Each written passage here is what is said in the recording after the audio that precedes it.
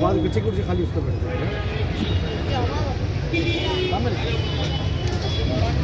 Stage पे तस्वीर फरमा ला लो कुर्सी यहीं ला लो। और बहादुरपुर असेंबली के हामिद अजीज MLA साहब मोहम्मद मुबीन साहब, हल्के आज़ा के कॉर्पोरेटर अब्दुल कादिर साहब, साबिक कॉर्पोरेटर मिर्जा अजीज बेग साहब, अबू तला अमजद साहब,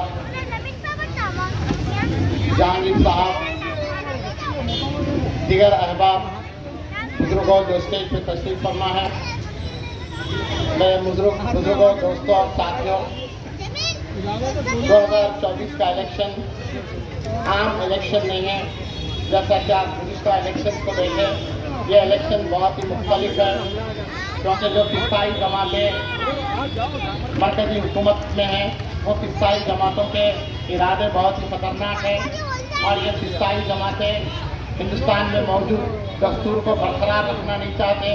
वो इस दस्तूर को बदलने की तैयारी कर रहे हैं और इस दस्तूर से जो सहूलतें आपको और मेरे को मैसर है, वो सहूलतें आपको और मेरे को यूं ही हासिल नहीं हुई, ऐसे ही फुकट में हासिल नहीं हो गई, बल्कि हिंदुस्तान जब आज़ाद हो रहा था, हिंदुस्तान की आज़ादी की जब जंग लड़ी जा रही थी, तो सबसे ज़्यादा कुर्बानियाँ जो है आपके और मेरे आबा व अजदाद ने दिए थे। और इस हिंदुस्तान को जो है एक शानदार और ताकतवर मुल्क बनाने में आपके और मेरे आबा व अजदाद का जितनी खिदमत है, जितना खून पसीना बहाए, किसी और कौम का इसमें इतना खून पसीना नहीं बहा। इस मुल्क को आज़ाद कराने के लिए हिंदुस्तान के चप्पे चप्पे में मुसलमानों ने अपनी जानों की कुर्बानियाँ दी।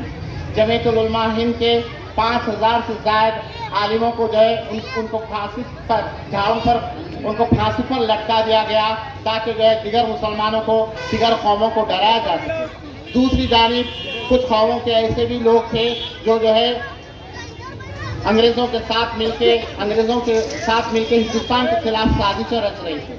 वो जो हिंदुस्तान के खिलाफ साजिशें रच रही थी, आज वो हमारे से सवाल कर रही है कि तुम्हारा हिंदुस्तान पे क्या हक है। तो हमारा हिंदुस्तान पे तुम्हारे से ज़्यादा हक है, इसलिए कि हिंदुस्तान की जो शक्ल व सूरत है वो हमारी वजह से है। उसकी मिसाल ये है कि अगर हिंदुस्तान के नक्शे को अगर कोई गौर से उठा के देखा तो हिंदुस्तान की पहचान होती लाल किले से, जहाँ पे हर 15 अगस्त को वज़ीर आज़म झंडा चढ़ाते।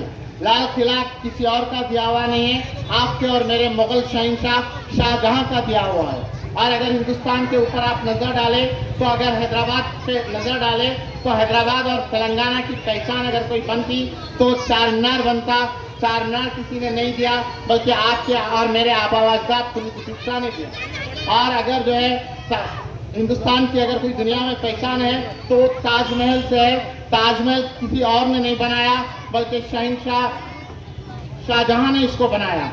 और कुतुब मीनार से हिंदुस्तान की पहचान है, तो ये कुतुब मीनार कोई और नहीं बनाए, बल्कि कुतुबुद्दीन ऐबक बनाए। तो ये सारी जो अलामतें हैं जिससे हिंदुस्तान की दुनिया भर में पहचान है, वो सब आपके और मेरे आबा अजदाद के कारनामे हैं। अगर ताजमहल बनाने का मकसद अपनी खूबसूरती को बयान करना नहीं था या अपने शौक को पूरा करना नहीं था, बल्कि उस वक्त गरीबों को जो है रोजगार फराहम करने का एक तरीका था। चारमीनार को बनाने का मकसद ये नहीं था कि खाली बुलंद व बाला इमारत बना दे, बल्कि उस वक्त के जरूरतमंदों को जो है कुछ कामकाज मिल जाए और उनकी रोजी रोटी हो जाए। लाल किला बनाने का मकसद दिल बहलाई नहीं था, बल्कि लोगों को कुछ ना कुछ सहूलत पहुंचाई जाए। वो इमारतें उस वक्त के जरूरतमंदों की जरूरत पूरी करी, तो आज हिंदुस्तान को जो है टूरिज्म के जरिए करोड़ों रुपए का मुनाफा दे रही है। अगर कोई अंग्रेज कोई दुनिया का शख्स ताजमहल देखने आ रहा तो उन्हें हिंदुस्तान के एयरपोर्ट पे जब उतर रहा तो वहां से उसके जेब से जो पैसे खर्च हो रहे हैं वो सारे के सारे पैसे की आमदनी हिंदुस्तान को पहुंच रही है। अगर कोई चारमीनार देखने आ रहा है तो जितना रुपया पैसा खर्च यहाँ की गलियों और सड़कों पे हो रहा वो भी हिंदुस्तान को पहुंच रहा है। अगर कोई जो है लाल किला देखने आ रहा है तो कल भी हम हिंदुस्तान की खिदमत करें, आज भी हम हिंदुस्तान की खिदमत करें। और अब जो मौजूदा दस्तूर है वो दस्तूर में जो सहूलतें आपको और मेरे को मैसर है, जहाँ पे आपको और मेरे को बराबरी का हक हासिल है, आपको और मेरे को वोट देने का हक हासिल है, जहाँ पे जो है पसमानों को अपने वोट देने का हक हासिल है, जहाँ पे पसमानों को रिजर्वेशन हासिल है, जहाँ पे हमको रिजर्वेशन हासिल है, ये सारी की सारी चीजें जो है ये भगवा जमात को पसंद नहीं है, ये फिस्ताई जमात को पसंद नहीं है। फिस्ताई जमात को वो दौर लाना चाहती जिस दौर में जो है SC ST BC को जो है गांव से बाहर रखते थे, मुल्क से बाहर रखते थे, गांव के अंदर आने नहीं देते थे। उनको कभी जो है जब गांव के अंदर दाखिल होते तो उनके पीछे पत्ते लगा के दाखिल होने का हुक्म दिया जाता था ताकि उनके खतना खुद साफ हो जाए। उनको उनकी पौलियों से पानी पीने नहीं दिया जाता था। तो ये लोग फिर वो दौर वापस लाना चाह रहे हैं जो है बम्बनों का एक दौर होगा जिसमें जो है सब गुलाम होंगे, सिर्फ एक बम्बन जो है बादशाह होगा, रूलर होगा और सब उसकी गुलामी करना इनका मकसद है। तो आज 2024 का इलेक्शन हमारे दस्तूर को बचाने का इलेक्शन है। मेरा ख्याल जीतते आया, जीतते आएगा, मगर इस बार की लड़ाई जो है सिर्फ मेरे कायद को पार्लियामेंट को भेजने की नहीं है, बल्कि इस बार की लड़ाई में हमारे दस्तूर को बचाने की है। हमारे दस्तूर को बचाने की ये लड़ाई ये फिस्ताई ताकतों से कोई और ताकत लड़ नहीं सकती। सारे हिंदुस्तान पे अगर नजर डाले तो किसी के अंदर इतनी हिम्मत नहीं है, इतनी क्वालिफिकेशन नहीं है, इतनी सलाहियत नहीं है, इतनी काबिलियत नहीं है कि फिस्ताई ताकतों का मुकाबला कर सके। सिर्फ मेरे और आपके कायद बैरिस्टर असदुद्दीन अवैसी साहब के पास ये काबिलियत है, क्योंकि उन्होंने लंदन में जाके बैरिस्ट्री की डिग्री हासिल की और उन्होंने हिंदुस्तान की पूरी तारीख से वाकिफ है, कुरान से वाकिफ है, हदीस से वाकिफ है, हिंदुस्तान के गलियों और चप्पों से वाकिफ है, हिंदुस्तान के सारे रहने बसने वालों की जिंदगियों से पूरी तरह वाकिफ है। जिसका नतीजा यह है कि जब वो पार्लियामेंट में बात करने खड़े होते हैं तो सिर्फ आपकी और मेरी बात नहीं करते, बल्कि वो SC ST की बात करते, वो OBC की बात करते, PC की बात करते, मणिपुर की बात करते,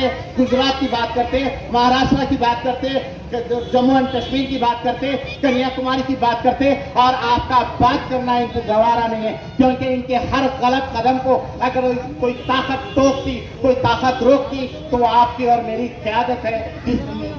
मेरी मुराद बैरिस्टर असदुद्दीन अवैसी साहब की है और बैरिस्टर असदुद्दीन अवैसी साहब के पास इतनी ताकत कहाँ से आ रही तो आपके और मेरे मुत्तहिदा वोट की वजह से आ रही है। आपका और मेरा वोट जितना मुत्तहिदा तौर पे पड़ेगा, आज लोग सवाल करते हैं कि हमको ये इलेक्शन से क्या हासिल है, हमको क्या फायदे हासिल है, क्यों हम इलेक्शन में हिस्सा लें, क्यों हम वोट डालें, ये क्यों का नतीजा ये निकला कि 95% से हमारी पोलिंग 52% को आ गई, नहीं तो पहले हमारी पोलिंग 95% होती। तो ये इलेक्शन से हमको क्या क्या फायदे हुए, हमारी कौम को क्या क्या फायदे हासिल हो रहे हैं, उसका एक छोटा सा ये इशारा करके मैं अपनी गुफ्तगू खत्म करूंगा।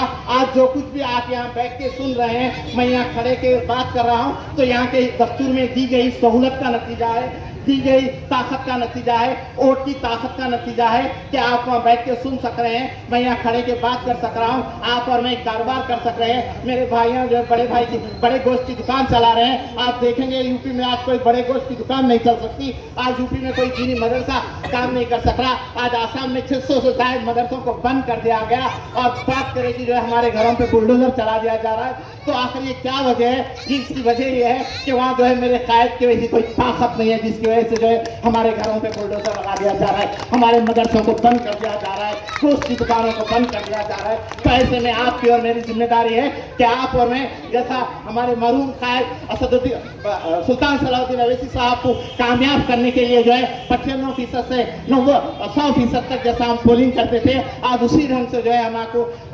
इंतखाब के दिन, इलेक्शन के दिन सुबह के अव्वलीन सातों में उठना पड़ेगा।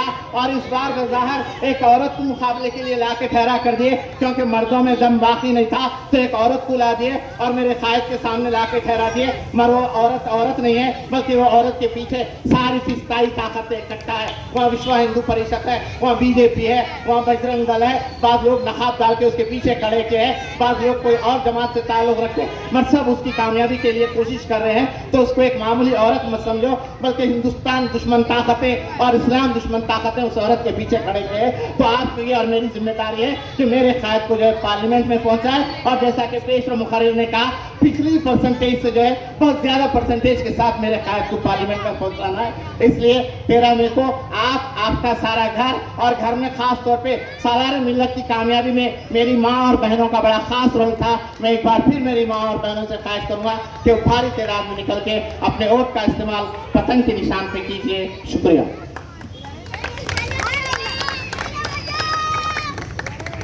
अब मैं आली जनाब मोहम्मद खिजर साहब से दरख्वास्त करूँ